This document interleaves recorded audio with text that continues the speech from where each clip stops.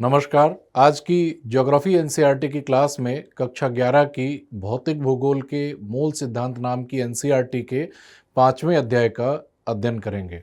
और इस एनसीईआरटी में जो 5वां अध्याय है वह संबंधित है खनिज एवं शैल से। खनिज एवं शैल, सबसे पहले खनिज को समझ लीजिए। खनिज की चर्चा हम लोग पहले भी कई बार कर चुके हैं और खनिजों के वर्गीकरण को भी हम लोगों ने समझा है। एक बार फिर से खनिजों और शैलों के बारे में या चट्टानों के बारे में अध्ययन कर रहे हैं। खनिज का मतलब होता है कि प्राकृतिक रूप से पाया जाने वाला कोई भी कार्बनिक या अकार्बनिक पदार्थ जिसकी क्रमबद्ध और निश्चित परमाणुविक संरचना हो, जिसकी जो रासायनिक संरचना है वह भी निश्चित हो और जिसके भौतिक गुणधर्म भी निश्चित हो, उसे कहा जाता है खनिज। खनिज सामान्यतः एक से अधिक तत्वों से मिलकर बने होते हैं, लेकिन कुछ खनिज ऐसे भी होते हैं जो एक ही तत्व से मिलकर बने होते हैं। जैसे सोने का खनिज हो गया या चांदी का हो गया, गंधक का खनिज हो गया, ये सब एक तत्वीय खनिज की श्रेणी में आते हैं। तो खनिजों को हम लोगों ने पढ़ लिया और खनिजों को समझ लिया। पृथ्वी के संपूर्ण परपटी का लगभग 98% भाग 8 तत्वों जैसे ऑक्सीजन, सिलिकॉन, एल्यूमिनियम, लोहा, कैल्शियम, सोडियम, पोटेशियम तथा मैग्नीशियम से बना है और शेष भाग titanium, hydrogen, phosphorus, manganese, sulphur, carbon, nickel एवं अन्य पदार्थों से बना है। तो ये जो तत्व ऊपर दिए गए हैं ये मिलकर पृथ्वी की परपटी या जो क्रस्ट, जो सबसे ऊपरी ठोस भाग है पृथ्वी का, जिसके बारे में हमने पिछली क्लास में पढ़ लिया और समझ लिया कि पृथ्वी की संपूर्ण परपटी का 98% भाग इन 8 तत्वों से मिलकर बना हुआ है और जो शेष 2% भाग है उसमें titanium, hydrogen, phosphorus, manganese, sulphur, carbon, nickel एवं अन्य पदार्थों से बना हुआ है। तो आपके इस चैप्टर में जो सबसे इंपॉर्टेंट 8 तत्व हैं उनकी जानकारी यहाँ पर दी गई है और इस टेबल में जो जानकारी दी गई है इससे संबंधित कई प्रश्न कई बार स्टेट पीसीएस में और कई बार आईएएस की परीक्षा में या वनडे एग्जाम में पूछे जा चुके हैं।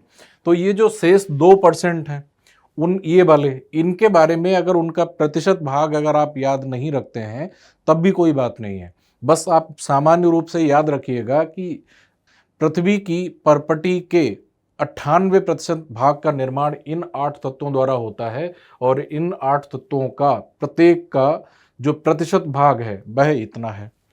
शेष जो 2% के आसपास हैं उनमें नाम याद रख लीजिएगा, उनका प्रतिशत अंश याद रखने की आवश्यकता नहीं है। ये जो 8 जो तत्व हैं जिनसे पृथ्वी की परपटी के 98% भाग का निर्माण हुआ है, इनमें से प्रत्येक तत्व का यहाँ पर प्रतिशत के अनुसार भारांश दिया गया है। अब आप देखेंगे कि तब और भी अच्छी बात है और इससे संबंधित प्रश्न कई बार पहले भी पूछे जा चुके हैं। तो ये बहुत ही इम्पॉर्टेंट टेबल है और आपको याद रखना चाहिए कि इन 8 तत्वों का ही अधिकांश भाग पृथ्वी की भूपर्पटी में पाया जाता है। यह पृथ्वी की जो भूपर्पटी है वह इन्हीं 8 तत्वों से बनी हुई है। कुछ प्रमुख खनिज तथा उनकी विशेषताएं यहां पर मैं आप लोगों को बता दूं कि पृथ्वी की जो भूपर्पटी है उसमें जो खनिज हैं वे काफ़ी कम मात्रा में हैं, लेकिन उनके एक दूसरे से संयोग करने के चलते विभिन्न प्रकार के और बहुत बड़ी मात्रा में खनिजों की संख्या बन जाती है। लेकिन जो मुख्य खनिज हैं उनकी जानकारी आपके इस अध्याय में दी गई है, तो उन जानकारी को मैंने यहाँ पर ले लिया है और उसके साथ साथ इमेजेस ले ली हैं जिससे कि आप उस खनिज विशेष को समझ सकें कि देखने में वह खनिज किस प्रकार का होता होगा। फेल्ड्स्पार, सबसे पहली जानकारी दी गई है फेल्ड्स्पार के बारे में। सिलिकॉन तथा ऑक्सीजन सभी फेल्ड्स्पारों में उपस्थित होते हैं, जबकि सोडियम, पोटेशियम, कैल्शियम, एल्यूमिनियम आदि तत्व भिन्न भिन्न फेल्ड्स्पार में शामिल हैं।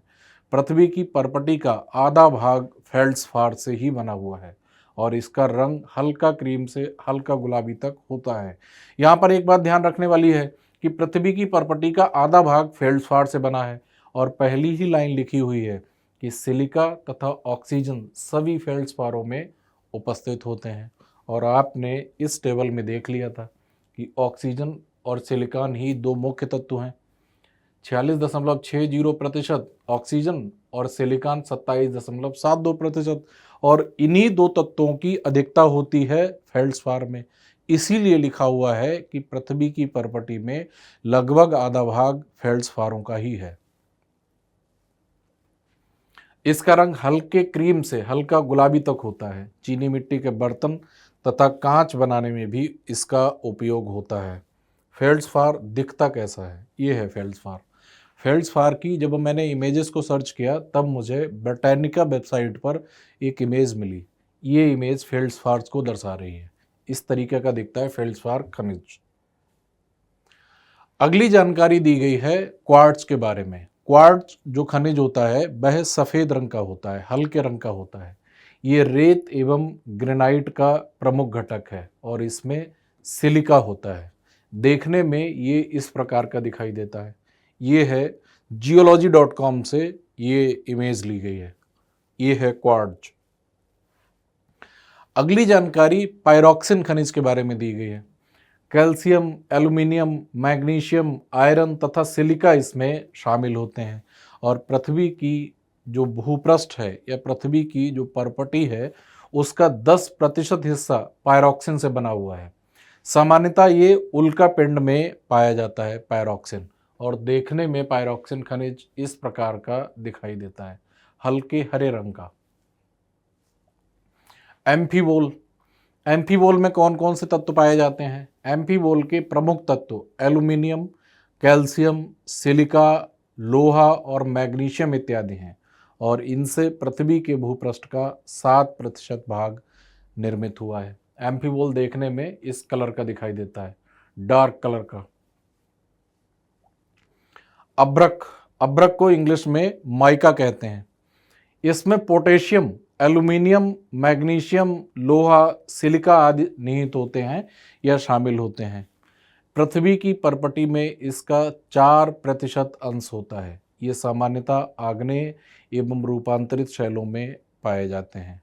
और इनका जो प्रयोग होता है वह विद्युत उद्योगों में या एरोप्लेन की जो लेयर्स बनाई जाती हैं, चादर इत्यादि बनाई जाती हैं, उसमें रेलगाड़ियों के जो डिब्बे वगैरह बनाए जाते हैं, उन सब चीज़ों में अब्रक का बड़े पैमाने पर प्रयोग किया जाता है।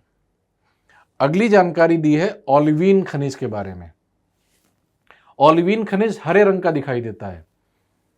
मैग्नीशियम, लोहा तथा सिलिका ओलिवीन के प्रमुख तत्व होते हैं और इनका उपयोग आभूषणों में होता है। कुछ लोग कुछ अलग अलग रंग के मणि या रत्न धारण करते हैं, सोने की अंगूठियां पहनते हैं, उनमें इस प्रकार के विशेष पत्थर वो पहनते हैं। इससे उन्हें ऐसा विश्वास होता है कि उनके ग्रह नक्षत्रों की दशा सुधर जाएगी या उसको धारण करने से कुछ स्थितियां बेहतर हो जाएंगी उनके जीवन में। कुछ विश्वास ऐसा होता है लोगों का। तो वे जो खनिज होते हैं वे यही ओलिवीन खनिज होते हैं और इनका उपयोग आभूषणों में होता है। ये सामान्यतः हरे रंग के क्रिस्टल होते हैं जो प्रायः बेसाल्टिक शैलों में पाए जाते हैं। और जो बेसाल्टिक शैलें होती हैं वे आग्नेय शैलों का उदाहरण होती हैं। इसके अलावा भी कुछ अन्य चमकदार चीज़ों के बनाने में भी या सजावटी चीज़ों के बनाने में भी इन ओलिवीन खनिजों का प्रयोग किया जाता है। और यहाँ तक अभी तक हम लोगों ने जो खनिज पढ़े हैं, जैसे ये फेल्ड्स्पार पढ़ा, क्वार्ट्ज, पायरोक्सिन, एम्फीबोल, अब्रक, ओलिवीन, तो इन ओलिवीन और अब्रक और ये जो सारे अभी हम लोग खनिज पढ़ रहे थे, इन सब के अलावा भी कुछ खनिज होते हैं। इन प्रमुख खनिजों के अतिरिक्त शैलों या चट्टानों में chlorite, calcite, magnetite, hematite, bauxite तथा बैराइट जैसे अन्य खनिज भी कुछ मात्रा में उपस्थित होते हैं। तो यहाँ तक हम लोगों ने मुख्य खनिजों के बारे में पढ़ा, वे कैसे दिखते हैं, इसके लिए मैंने इमेजेस ले ली थी। और उन खनिजों के मुख्य तत्व कौन से होते हैं, उन सब चीज़ों की जानकारी यहाँ पर ली थी मैंने। अगला वर्गीकरण है खनिजों का। खनिज की परिभाषा तो हम लोगों ने पहले ही समझ ली थी और खनिजों के वर्गीकरण को भी हम लोगों ने पिछली कुछ क्लासेस में भी समझ लिया था। एक बार फिर से समझ लेते हैं।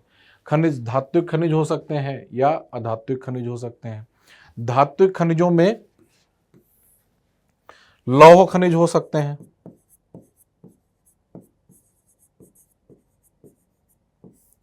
ऐसे खनिज जिनमें लोहे की मात्रा होती है तो वह लौह खनिजों का वर्ग है, जैसे खुद लोहा हो गया या क्रोमाइट हो गया। तो ये ऐसे खनिज हैं जिनमें कुछ मात्रा में लोहा पाया जाता है या उनमें लोहे का अंश पाया जाता है, इसलिए ऐसे खनिजों को लौह खनिजों के वर्ग में रखा जाता है। दूसरा हो गया अलौह खनिज।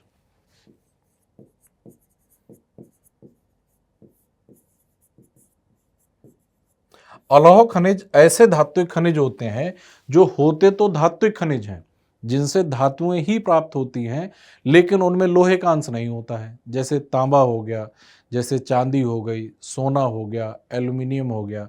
इन सब में लोहे का अंश नहीं होता है, होती धातुएं ही हैं या धातुएं ही इन खनिजों से प्राप्त होती हैं, लेकिन इनमें लोहे का अंश नहीं होता है, इसलिए ऐसे खनिजों को अलौह धात्विक खनिज कहा जाता है। और तीसरा इनमें वर्ग हो गया, वैसे तो सामान्य रूप से यही वर्गीकरण किया जाता है धात्विक खनिजों में, लौह अलौह का।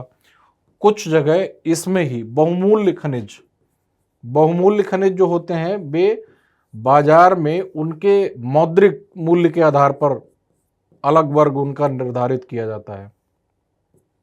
बहुमूल्य खनिजों में जिनकी बाजार में कीमत बहुत अधिक होती है, जैसे सोना हो गया, जैसे चांदी हो गया, जैसे प्लैटिनम हो गया, ये ऐसे खनिज हैं जिनकी बाजार में कीमत बहुत अधिक होती है।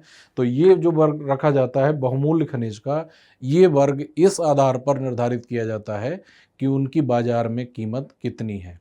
जिन खनिजों की बाजार में कीमत बहुत अधिक होती है उन्हें बहुमूल्य धात्विक खनिज के रूप में वर्गीकृत किया जाता है। अदरवाइज इसमें अलौह धात्विक खनिज ही आते हैं, जैसे सोना हो गया, चांदी हो गया, इनमें भी लोहे का अंश नहीं होता है। अब आ जाते हैं अधात्विक खनिजों में। अधात्विक खनिज ऐसे होते हैं जिनसे अधातुएं प्राप्त होती हैं। धातु और अधातु का अंतर आप लोगों ने साइंस में पढ़ा होगा कि धातुएं जो होती हैं वे सामान्यतः ऊष्मा विद्युत की सुचालक होती हैं। अधातुएं सामान्य रूप से जो ऊष्मा और विद्युत हो गया उसकी कुचालक होती हैं। अन्य कई सारे गुण होते हैं, ये सब चीज़ें आप लोगों ने साइंस में पढ़ी होंगी।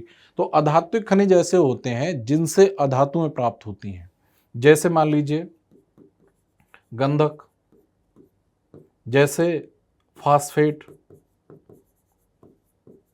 जैसे नाइट्रेट इत्यादि। ऐसे बहुत सारे खनिज हैं, जैसे कैल्शियम कार्बोनेट या चूना पत्थर जो खनिज हो गया, वे सब खनिज क्या होते हैं, उनसे अधातुएं प्राप्त होती हैं। इसलिए ऐसे खनिजों को जिनसे अधातुएं प्राप्त होती हैं उनको अधात्विक खनिज कहा जाता है। आपकी पुस्तक में यही वर्गीकरण दिया गया है, लेकिन पिछली कुछ एनसीईआरटीज में आप लोगों ने एक वर्ग और पढ़ा था, ईंधन खनिज।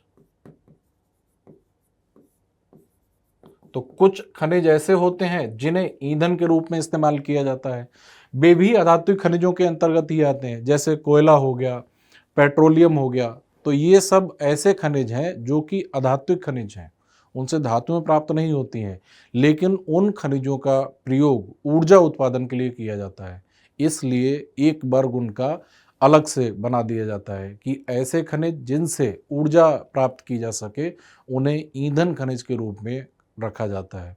उनमें मुख्य रूप से कोयला हो गया, पेट्रोलियम हो गया या प्राकृतिक गैस से संबंधित खनिज हो गए। तो ये था खनिजों का वर्गीकरण, जो आप लोगों ने पहले भी कई बार पढ़ा है पिछली क्लासेस में। खनिजों के बाद अब हम लोग आते हैं शैलें। शैलें का मतलब होता है रॉक्स, और सामान्य शब्द अगर मैं लिखूं शैलों के लिए तो इसका मतलब होता है चट्टान।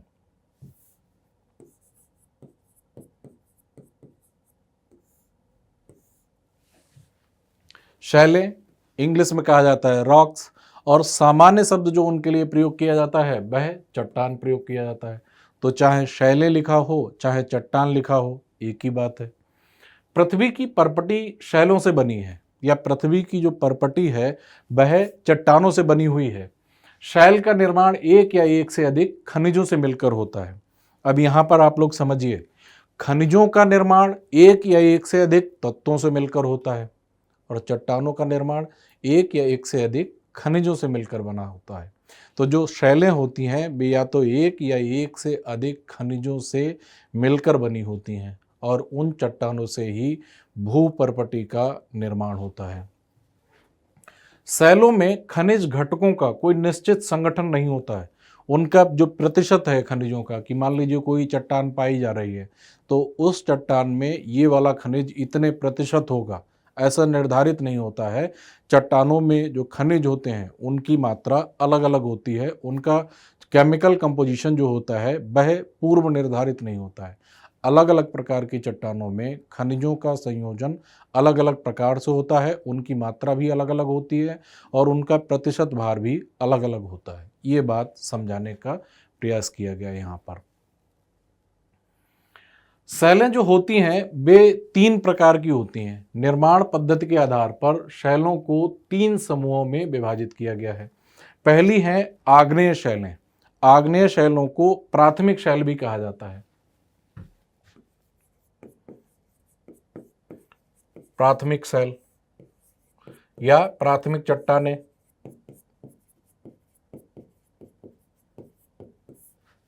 इंग्लिश में कहते हैं प्राइमरी रॉक्स।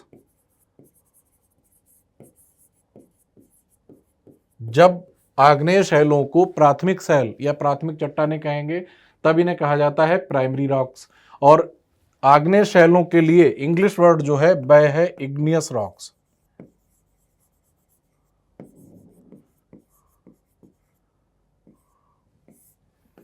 ये आग्नेय शैलें हैं, ये प्राथमिक शैलें या प्राथमिक चट्टानें क्यों हैं? उसका कारण ये है कि जो आग्नेय शैलें होती हैं वे पृथ्वी के आंतरिक भाग से निकलने वाले मैग्मा या लावा के ठंडे होने से निर्मित होती हैं और फिर इन चट्टानों के विखंडन से या इन चट्टानों के ही रूप में परिवर्तन से अन्य दो प्रकार की चट्टानें निर्मित होती हैं। तो सबसे पहले जो चट्टानें निर्मित होती हैं वे आग्नेय चट्टानें ही होती हैं, इसीलिए इनको प्राथमिक शैल कहा जाता है और इनका नाम है आग्नेय शैल। आग्नेय का मतलब है अग्नि से उत्पन्न होने वाली शैलें। अग्नि का मतलब हो गया कि जो गर्म तप्त मैग्मा आता है पृथ्वी के आंतरिक भाग से, पृथ्वी के आंतरिक भाग से जो गर्म तप्त पिघली हुई चट्टानें मैग्मा के रूप में आती हैं और जब वह मैग्मा धरातल के ऊपर आता है तो उसे लावा कहते हैं। उस लावा के ठंडे होने से और जमने से आग्नेय चट्टानों का निर्माण होता है, इसीलिए इन्हें प्राथमिक शैल या प्राथमिक चट्टानें या इग्नियस रॉक्स कहा जाता है। मैग्मा तथा लावा के ठंडे होने से या घनीभूत होने से आग्नेय चट्टानों का निर्माण होता है। तो पहला वर्ग हो गया चट्टानों का आग्नेय चट्टानें या आग्नेय शैलें। दूसरा है अवसादी शैल। अवसादी शैल को हिंदी में कहा जाता है अवसादी शैलें, इंग्लिश वर्ड है इनके लिए सेडिमेंट्री रॉक्स, इसे भी समझ लीजिएगा।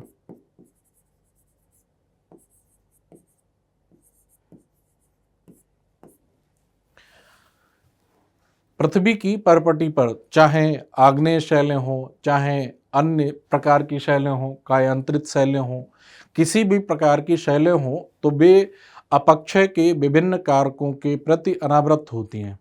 अपक्षय का मतलब होता है कि कोई बड़ी चट्टान है उसका छोटे छोटे खंडों में विखंडन हो जाना। कई कारक होते हैं, भौतिक कारक भी होते हैं, कई रासायनिक कारक भी होते हैं, कुछ कार्बनिक या जैविक कारक भी होते हैं जिनके चलते कोई बड़ी जो चट्टान होती है वह छोटे छोटे खंडों में विखंडित हो जाती है। उन छोटे छोटे जो विखंड हैं, जो किसी बड़ी चट्टान के छोटे छोटे विखंडित जो भाग हैं, वे विभिन्न कारकों के द्वारा उनका एक स्थान से दूसरे स्थान तक परिवहन किया जाता है, उनको बहाकर ले जाया जाता है।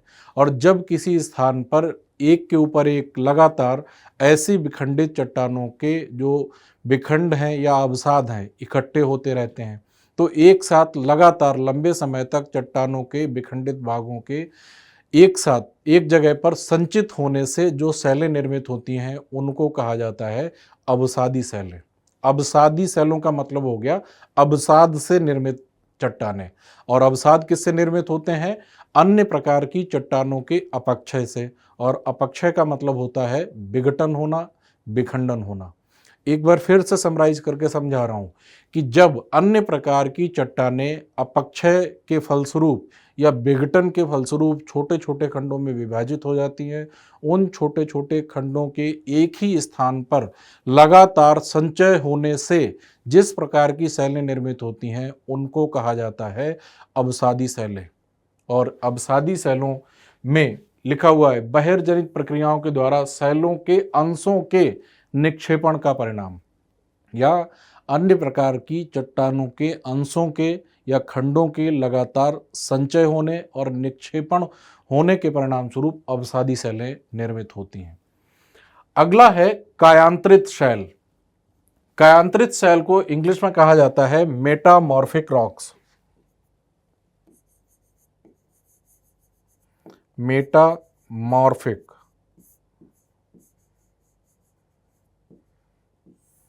रॉक्स। मेटामॉर्फिक रॉक्स या कायांतरित शैलें क्या होती हैं? इन्हीं के लिए एक और दूसरा शब्द भी इस्तेमाल किया जाता है, उसे कहा जाता है रूपांतरित शैलें।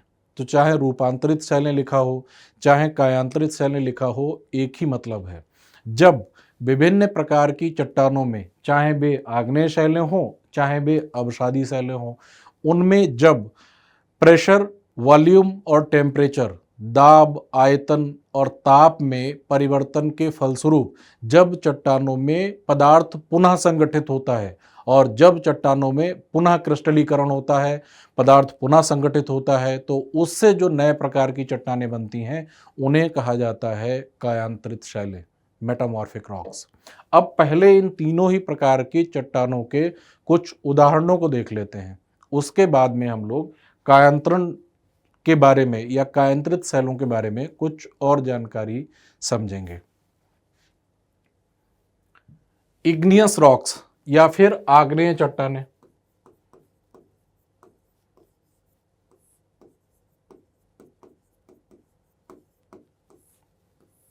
आग्नेय चट्टानें कौन कौन सी हो सकती हैं? यहाँ पर आपकी पुस्तक में चट्टानों के बारे में जो जानकारी दी है और जो उदाहरण दिए गए हैं वे काफ़ी कम उदाहरण दिए गए हैं, लेकिन मैंने देखा है कि जो पीसीएस की परीक्षाएं होती हैं या वनडे एग्जाम्स होते हैं उनमें इस तरीके के प्रश्न खूब पूछे जाते हैं कि 3-4 ऑप्शन दे दिए और उनमें से पूछ लिया कि निम्नलिखित में से कौन सी चट्टान आग्नेय चट्टान का उदाहरण है, या निम्नलिखित में से कौन सी चट्टान अवसादी चट्टान का उदाहरण है, निम्नलिखित में से कौन सी चट्टान कायांतरित चट्टान का उदाहरण है। इसके लिए मैं आप लोगों को सलाह दूंगा कि ये जो टेबल आप लोग देख रहे हैं इसमें पर्याप्त एग्जाम्पल दिए गए हैं। आप लोग इस टेबल में लिखे हुए जो एग्जाम्पल्स हैं उनको याद कर लें।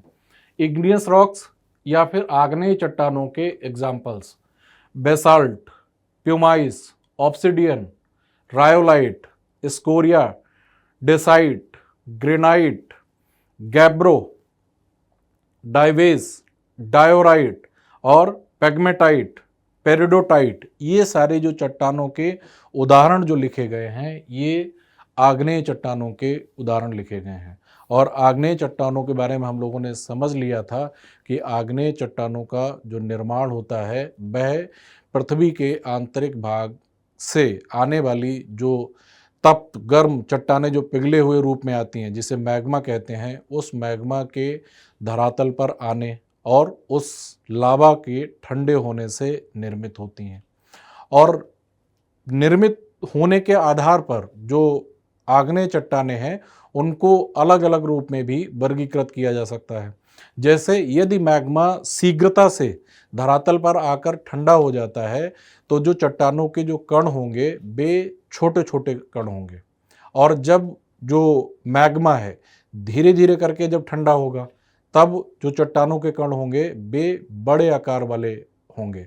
इसलिए छोटे आकार के कणों वाली आग्नेय चट्टानें, बड़े आकार के कणों वाली आग्नेय चट्टानों आदि के रूप में आग्नेय चट्टानों को वर्गीकृत किया जाता है। और जब मध्यम गति से मैग्मा ठंडा होगा तब जो चट्टानों के कण होंगे वे मध्यम आकार के होंगे। तो ये तो बात थी आग्नेय चट्टानों के बारे में। और ये एग्जाम्पल्स जो यहाँ पर दिए गए हैं उनको याद ही करना है। अब इसमें कुछ नहीं समझाना है। आग्नेय चट्टानों को आपने समझ लिया कि किस प्रकार से निर्मित होती है और उनके क्या क्या मुख्य उदाहरण हो सकते हैं, वह आप लोग यहाँ से याद कर लीजिएगा। इससे जब कभी भी प्रश्न कोई पूछा जाएगा कि आग्नेय चट्टानें कौन कौन सी हैं और इनमें से कोई मिल गया आपको नाम लिखा हुआ, तो आप उसे तुरंत पहचान लेंगे। दूसरा जो एग्जाम्पल दिया है मेटामॉर्फिक रॉक्स। मेटामॉर्फिक से पहले हम लोग सेडिमेंट्री को पढ़ लेते हैं। सेडिमेंट्री रॉक्स या फिर ये जो दिए गए हैं ये अवसादी चट्टानों के उदाहरण दिए गए हैं।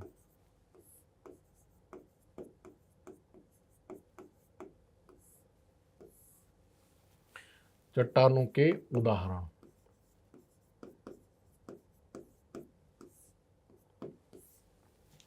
ब्रेसिया, कैल्से, चाक, चर्ट, कोयला, conglomerate, diatomite, limestone, sandstone, shale, dolomite, siltstone, rock salt, gypsum, ironstone, coquina, ये सारे अवसादी चट्टानों के मुख्य उदाहरण हैं। और इन चट्टानों का निर्माण किस प्रकार से होता है ये भी हमने समझ लिया था कि अब हमने ये समझ लिया कि चट्टानें 3 प्रकार की होती हैं, आग्नेय, अवसादी और कायांतरित। तो किसी भी प्रकार की चट्टानें हो, उन चट्टानों का अपक्षय या विखंडन हो जाए, छोटे छोटे अंशों में, छोटे छोटे खंडों में वे विखंडित हो जाएं, और जब उनका किसी कारक के द्वारा एक स्थान से दूसरे स्थान तक परिवहन होता है और दूसरे स्थान पर उनका निक्षेपण होता है, और लगातार जब किसी स्थान पर निक्षेपण होता चला जाता है तब उस संचय के फलस्वरूप वे जो विखंडित जो खंड हैं चट्टानों के, वे चट्टानों में बदल जाते हैं। तो इस प्रक्रिया के द्वारा अवसादी चट्टानों का निर्माण होता है, और लगातार एक ही स्थान पर चट्टानों के अंशों का, चट्टानों के खंडों का जमा होना और उससे चट्टानों का निर्माण होना, उसे कहा जाता है लिथिफिकेशन प्रोसेस या सिली भवन की प्रक्रिया, चट्टान के निर्माण की प्रक्रिया। तो जो अवसादी चट्टानें हैं वे विभिन्न चट्टानों के अवसादों के संचित होने से निर्मित होती हैं, और इन चट्टानों के जो मुख्य एग्जाम्पल्स हैं वे यहाँ पर दिए गए हैं। ये एग्जाम्पल्स चाहें तो आप लोग अपनी कॉपी पर एक एक वर्ड लिख कर याद कर लें, या अगर आप लोग यहीं से देखकर याद कर सकते हैं तो यहाँ से याद कर लें। लेकिन आप लोग अगर इसे याद कर लेंगे तो ये आपकी परीक्षा में कहीं काम आ सकता है। अगली जानकारी है मेटामॉर्फिक रॉक्स के बारे में या फिर कायांतरित चट्टानों के बारे में।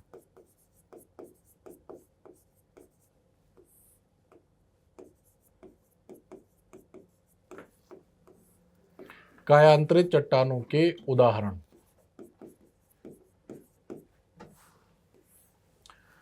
मार्बल, संगमरमर, एंथ्रेसाइट कोयले का एक प्रकार है, नाइस या इसे नीस भी कहते हैं, कुछ जगह नाइस लिख दिया जाता है, hornfels, mariposite, novaculite, quartzite, phyllite, schist, skarn, slate, soapstone, ये सारी ऐसी चट्टानें हैं जो कि मेटामॉर्फिक या फिर कायांतरित चट्टानों के उदाहरण हैं। तो यहाँ पर जो नाम दिए गए हैं कायांतरित चट्टानों के अंतर्गत, उनको भी आप लोग याद कर लें। अब आप लोगों ने आग्नेय चट्टानों के प्रमुख उदाहरण, अवसादी चट्टानों के प्रमुख उदाहरण और कायांतरित या रूपांतरित चट्टानों के प्रमुख उदाहरणों को समझ लिया है।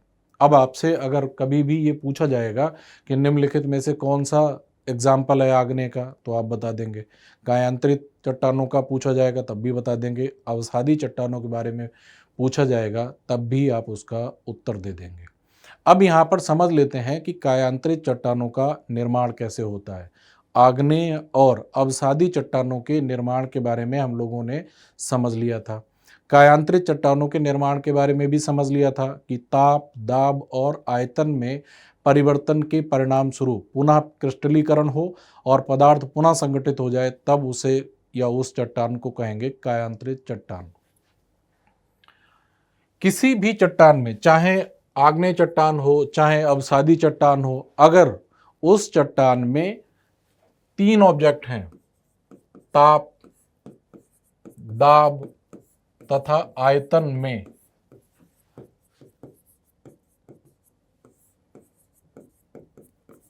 परिवर्तन के परिणाम स्वरूप। और अगर मैं ताप, दाब और आयतन को संक्षेप में लिख दूं, इस तरह से इसे मैं लिख देता हूं जिसे आप लोगों को याद रखना आसान रहेगा। दाब, आयतन तथा तापमान में। दाब के लिए इंग्लिश वर्ड क्या होता है? प्रेशर। प्रेशर का P। आयतन के लिए इंग्लिश वर्ड क्या होता है? वॉल्यूम। वॉल्यूम का V। और तापमान के लिए इंग्लिश वर्ड क्या होता है? टेम्परेचर। टेम्परेचर का T। इसका मतलब ये हो गया कि दाब तथा आयतन तथा तापमान में या PVT में परिवर्तन के परिणाम स्वरूप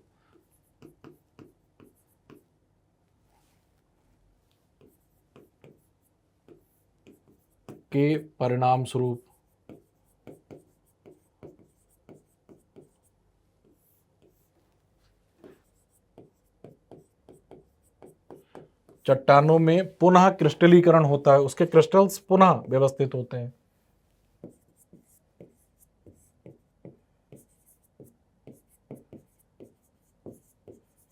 पुनः क्रिस्टलीकरण होने तथा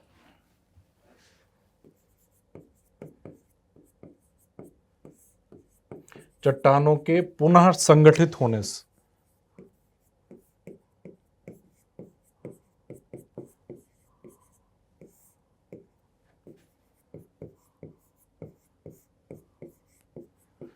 से कायांतरित चट्टानों का निर्माण होता है।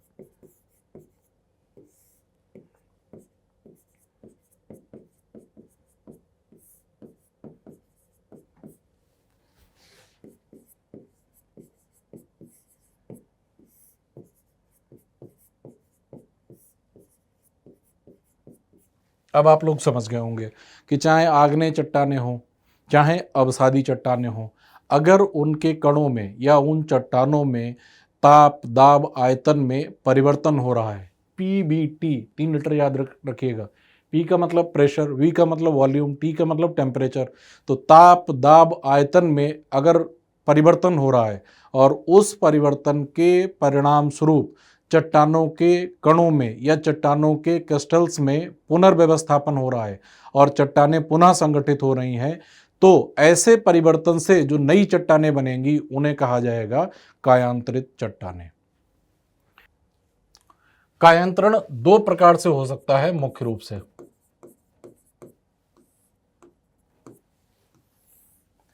एक होता है गतिशील कायांतरण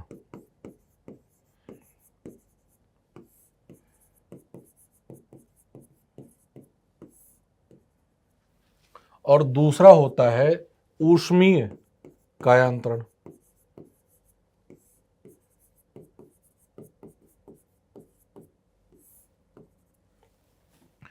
गतिशील कायांतरण में भौतिक कारणों के चलते या यांत्रिक कारणों के चलते जब चट्टानों में क्रिस्टल्स का पुनर्व्यवस्थापन होता है, इससे जो कायांतरण प्रेरित होता है उसे कहा जाता है गतिशील कायांतरण। इसमें भौतिक या यांत्रिक कारक काम करते हैं, रासायनिक कारकों के चलते कायांतरण नहीं होता है। तो जो गतिशील कायांतरण होता है उसमें यांत्रिक या फिर भौतिक कारकों के चलते ताप, दाब, आयतन में परिवर्तन होता है और चट्टानों में पदार्थ पुनः क्रिस्टलीकृत होता है या फिर पुनः संगठित होता है। तो ऐसा जो कायांतरण होता है जो कि भौतिक या यांत्रिक कारणों के चलते हो, उसे कहा जाता है गतिशील कायांतरण। और जब कायांतरण रासायनिक प्रक्रियाओं के माध्यम से हो तब उसे कहा जाता है ऊष्मीय कायांतरण। और ऊष्मीय कायांतरण भी दो प्रकार का होता है। एक होता है संपर्क कायांतरण और दूसरा होता है प्रादेशिक कायांतरण।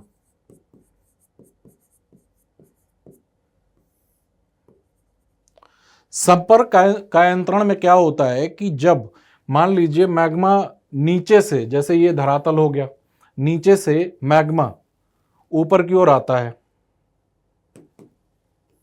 ऊपर की ओर जब मैग्मा आता है, इस मैग्मा के संपर्क में ये वाली चट्टानें यहां आसपास की आएंगी इसके संपर्क में, क्योंकि किसी भी वेंट से, किसी भी निकास से जब गर्म मैग्मा ऊपर की ओर आएगा धरातल पर, तो जो चट्टानें होंगी आसपास की चट्टानें यहां पर इस क्षेत्र में, वे इस गर्म मैग्मा के संपर्क में आएंगी, उनमें तापमान में वृद्धि होगी।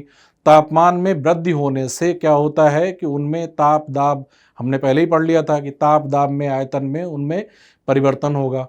परिवर्तन होने से पदार्थ पुनः क्रिस्टलीकृत होगा, पदार्थ पुनः संगठित होगा। तो इस प्रक्रिया में कायांतरण की प्रक्रिया होगी और इस प्रक्रिया के परिणाम स्वरूप कायांतरण होगा। और इस प्रक्रिया के परिणाम स्वरूप जब गर्म लावा या गर्म मैग्मा के संपर्क में आने से कायांतरण होता है, इसे कहते हैं संपर्क कायांतरण। और ऐसे कायांतरण में नए पदार्थ भी बन सकते हैं और नए प्रकार की कायांतरित चट्टानें बन सकती हैं। इसे कहा जाता है संपर्क कायांतरण। और दूसरा जो कायांतरण है वह है प्रादेशिक कायांतरण। प्रादेशिक कायांतरण में क्या होता है, उच्च दाब या उच्च ताप, उच्च दाब या उच्च ताप के चलते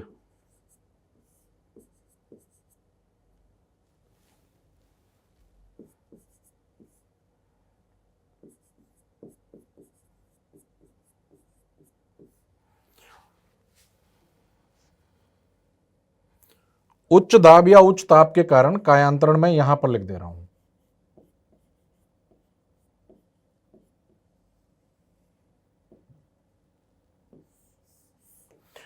प्रादेशिक कायांतरण में क्या होता है कि उच्च दाब या उच्च ताप के चलते जब चट्टानों में पदार्थ पुनः क्रिस्टलीकृत होता है, पदार्थ पुनः संगठित होता है, चट्टानों का स्वरूप बदल जाता है, तो उस उच्च दाब या उच्च ताप के चलते जो कायांतरण होता है उसे कहा जाता है प्रादेशिक कायांतरण।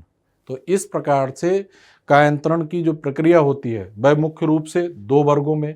गतिशील कायांतरण का मतलब है भौतिक, मैं लिख ही दे रहा हूं जिससे कि आप लोगों को याद रहे, भौतिक या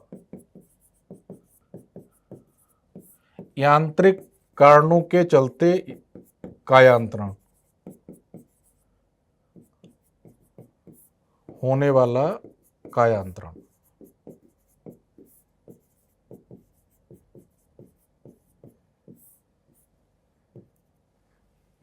और ऊष्मीय कायांतरण का मतलब हो गया, मैं यहां पर लिख दे रहा हूं,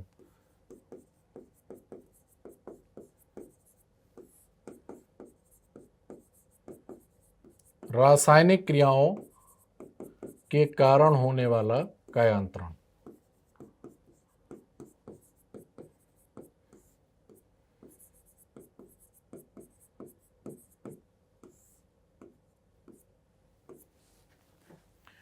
इस प्रकार से कायांतरण की प्रक्रिया के दो मुख्य वर्ग हैं, गतिशील कायांतरण और ऊष्मीय कायांतरण। ऊष्मीय कायांतरण के भी दो वर्ग हैं, संपर्क कायांतरण और प्रादेशिक कायांतरण। संपर्क कायांतरण में गर्म जो मैग्मा होता है उसके संपर्क में आने से चट्टानों में अत्यधिक ताप के चलते जो कायांतरण प्रेरित होता है उसे कहते हैं संपर्क कायांतरण। और उच्च दाब और उच्च ताप के चलते या दोनों के चलते जो कायांतरण होता है उसे कहते हैं प्रादेशिक कायांतरण। कायांतरण की प्रक्रिया में क्या होता है कि कई बार जो चट्टानें होती हैं उनमें जो कण होते हैं या जो खनिज होते हैं वे डिफरेंट डिफरेंट लेयर्स के रूप में व्यवस्थित हो जाते हैं। तो जब जो खनिज या चट्टानों के जो कण हैं वे जब डिफरेंट डिफरेंट लेयर्स में जब अरेंज हो जाते हैं तो चट्टानें इस प्रकार की दिखाई देती हैं। तो इस प्रकार की चट्टानों को इंग्लिश में कहा जाता है फोलिएटेड रॉक्स या फिर पत्रित चट्टानें। हिंदी शब्द है इसके लिए पत्रित चट्टानें।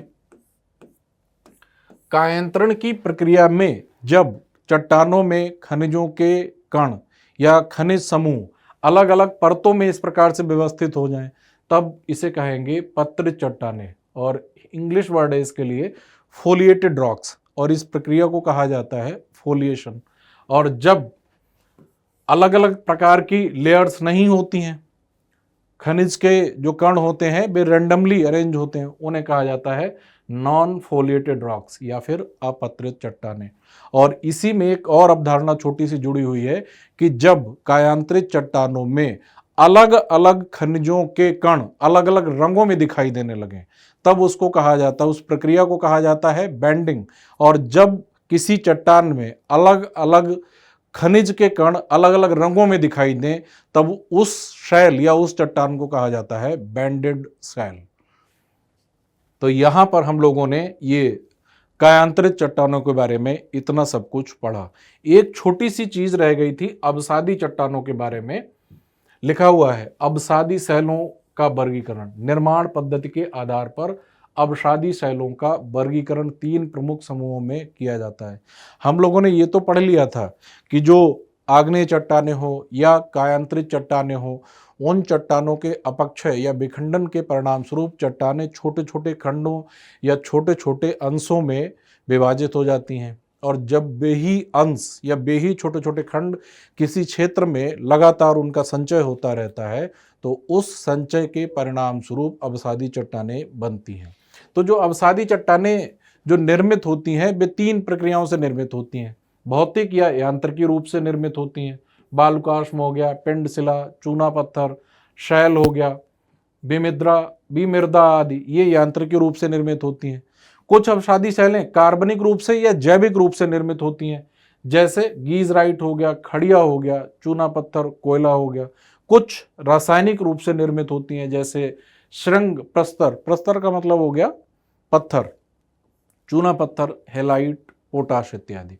तो अवसादी चट्टानें 3 प्रकार से निर्मित होती हैं, यांत्रिकी रूप से, कार्बनिक या जैविक रूप से, या फिर रासायनिक रूप से। यांत्रिकी रूप से निर्मित जो होती हैं उन्हें भौतिक रूप से निर्मित भी कहा जा सकता है। ये कि छोटी सी जानकारी अवसादी शैलों के बारे में रह जा रही थी। तो यहाँ तक हम लोगों ने आग्नेय चट्टानों, अवसादी चट्टानों और कायांतरित चट्टानों के बारे में पढ़ा, कायांतरण की प्रक्रियाओं को समझा, अवसादी चट्टानों के निर्माण को समझा। अगला इसी अध्याय में एक छोटा सा टॉपिक है शैल चक्र। शैल चक्र का मतलब होता है कि जो शैलें होती हैं, चट्टानें होती हैं, वे एक स्वरूप से दूसरे स्वरूप में लगातार परिवर्तित होती रहती हैं। कोई भी चट्टान हो, चाहे आग्नेय चट्टान हो, चाहे रूपांतरित चट्टान हो, चाहे अवसादी चट्टान हो, वह बहुत लंबे समय तक उसी रूप में नहीं बनी रहती, बल्कि उन चट्टानों के स्वरूप में परिवर्तन होता रहता है। जैसे आग्नेय चट्टान है, उसका विखंडन होगा, विखंडन होने के चलते वह अवसादी चट्टान में बदल जाएगी। या आग्नेय चट्टान है, उसके ताप दाब आयतन में परिवर्तन होगा तो वह कायांतरित चट्टान में बदल सकती है। कायांतरित चट्टान है तो उसका विखंडन हो सकता है और वह विखंडन होने के बाद वह अवसादी चट्टान में बदल सकती है। और अवसादी चट्टान भी लंबे समय के बाद पृथ्वी विवर्तनिक क्रियाओं के चलते पृथ्वी के निचले भागों में जाकर पिघल सकती है, और पिघलने के बाद वह पिघले हुए रूप में मैग्मा या लावा के रूप में धरातल पर आ सकती है, और फिर उस मैग्मा या लावा के ठंडे होने से फिर से आग्नेय चट्टान बन सकती है। तो चट्टानें एक रूप से दूसरे रूप में परिवर्तित होती रहती हैं, इसी को कहा जाता है शैल चक्र या रॉक साइकिल। अब देखिए, यहां समझिए, आग्नेय शैल, आग्नेय शैल एक प्राथमिक शैल है, मैग्मा के ठंडे होने से आग्नेय शैल बनी। आग्नेय शैलों का भी गलन हो सकता है विवर्तनिक प्रक्रियाओं के कारण या चट्टानों में किसी अन्य कारण से। जब तापमान बढ़ जाएगा तो चट्टानें पिघल जाएंगी तो पृथ्वी के नीचे के भाग में चली जाएंगी, वहां वे चट्टानें पिघलेंगी और मैग्मा बन जाएंगी। वही मैग्मा जब ऊपर आएगा और ठंडा होगा तो फिर से आग्नेय चट्टानें बन जाएंगी। आग्नेय चट्टानों में ताप दाब आयतन में परिवर्तन हुआ तो वे कायांतरित चट्टानें बन गई। आग्नेय चट्टानों के छोटे छोटे खंड हो गए अपक्षय अपर्दन के चलते, इससे शिलीभवन की प्रक्रिया हुई, संचय हुआ उन विखंडों का, उन छोटे छोटे खंडों का, तो वह आग्नेय चट्टान ही अवसादी शैल बन गई। अवसादी सेल में भी ताप दाब में परिवर्तन हुआ, तब वह कायांतरित सेल बन गई। कायांतरित सेल भी अत्यधिक दबाव के चलते पिघल गई, पिघलने से वह मैग्मा बन गई। अवसादी सेल ही यहाँ पर अत्यधिक तापमान के चलते पृथ्वी के नीचे चली गई और वह पिघल गई, तो फिर वह मैग्मा बन गई। कहने का मतलब ये हुआ कि जो चट्टानें हैं वे एक स्वरूप से दूसरे स्वरूप में बदलती रहती हैं। आग्नेय चट्टान कायांतरित चट्टान बन सकती है, आग्नेय चट्टान अवसादी चट्टान बन सकती है, अवसादी चट्टान कायांतरित चट्टान भी बन सकती है, और आग्नेय चट्टान भी कायांतरित चट्टान बन सकती है। कायांतरित चट्टान अवसादी चट्टान भी बन सकती है। तो चट्टानें एक रूप से दूसरे रूप में बदलती रहती हैं। तो चट्टानों के आग्नेय से रूपांतरित, रूपांतरित से अवसादी, अवसादी से गलन होने के बाद मैग्मा बनना, मैग्मा के बाद फिर से आग्नेय चट्टानों को बनना, फिर वही चक्र चलना, इसे ही कहा जाता है शैल चक्र या फिर रॉक साइकिल। और ये आपकी एनसीईआरटी से ही ये इमेज ली थी। रॉक साइकिल को समझाने के लिए ये एक डायग्राम मैंने और बाहर से ले लिया था। मैग्मा, गर्म मैग्मा, ठंडा होता है कूलिंग, इग्नियस रॉक्स या आग्नेय चट्टानें बन जाती हैं। आग्नेय चट्टानों से अवसादी चट्टानें भी बन जाती हैं। आग्नेय चट्टानों से मेटामॉर्फिक या कायांतरित चट्टानें भी बन जाती हैं। आग्नेय ही चट्टानें पिघल के मैग्मा भी बन सकती हैं। कायांतरित चट्टानें भी पिघल के मैग्मा बन सकती हैं। कायांतरित चट्टानों से अवसादी चट्टानें भी बन सकती हैं। अवसादी चट्टानों से कायांतरित चट्टानें भी बन सकती हैं। कायांतरित चट्टानें फिर से पिघल के मैग्मा बन सकती हैं। कहने का मतलब है कि जो तीनों ही प्रकार की चट्टानें हैं वे एक रूप से दूसरे रूप में बदलती रहती हैं। इसी को कहा जाता है शैल चक्र या फिर रॉक साइकिल। और इसके अलावा इस अध्याय में जो बातें दी गई हैं उसको अगर आप लोग एक बार पढ़ लेंगे तो उससे खनिज और शैल के बारे में जानकारी और ज़्यादा क्लियर हो जाएगी। और आज की क्लास में मैं इतना ही पढ़ाऊँगा। आज की क्लास थोड़ी छोटी क्लास है, मैं आज की क्लास में इतना ही पढ़ाऊँगा और इसके बाद हम लोग अब अगली क्लास में मिलेंगे। धन्यवाद, नमस्कार।